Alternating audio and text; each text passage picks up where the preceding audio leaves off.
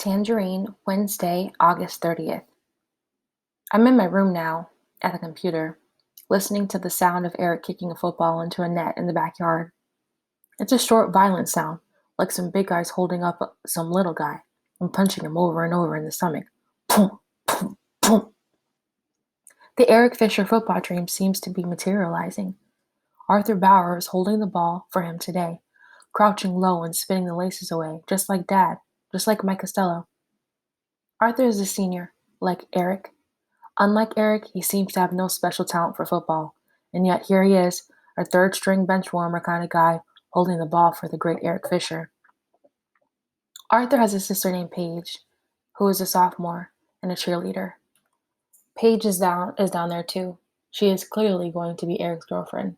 Arthur's girlfriend is named Tina Turretin. She's sitting next to Paige. Tina is a junior and, of course, a cheerleader.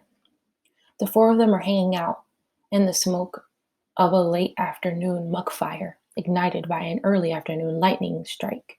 Poof, poof, poof.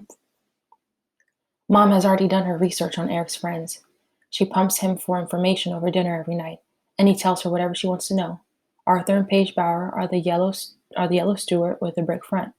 Their father is a building contractor and a major in the Army National Guard. They moved in 3 years ago. Tina Turretin is the white York, like ours, but with avocado trim. She's only lived here a year. They're a strange foursome sitting back there in the smoke.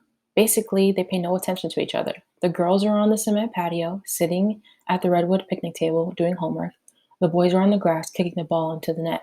Poof, poof, poof. I guess Paige and Tina want to date football players, so these two will do. Eric and Arthur want to date cheerleaders, so these two will do. I watched them all pull up to the house in Arthur Bauer's truck. Then I hurried upstairs. Arthur has a white Toyota Land Cruiser that he's jacked up and put big tires on for mud running. That's what they do around here. They take their jacked up trucks out into the swamps and mud run. When they can't do that, they run up and down the dirt road behind our wall, the perimeter road, sorry. Arthur's truck has a big spotlight mounted on top at the center of the windshield so he can go mud running at night. Now he can take Eric mud running, and he can take Eric to practice, and he can take Eric wherever else Eric says to take him. You see, Eric doesn't drive. Can you believe that?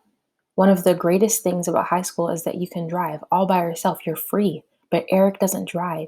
He has never even expressed an interest in driving. Tell me that isn't strange. From my bedroom window, I can see them all clearly, especially Arthur Bauer, and I can predict his future.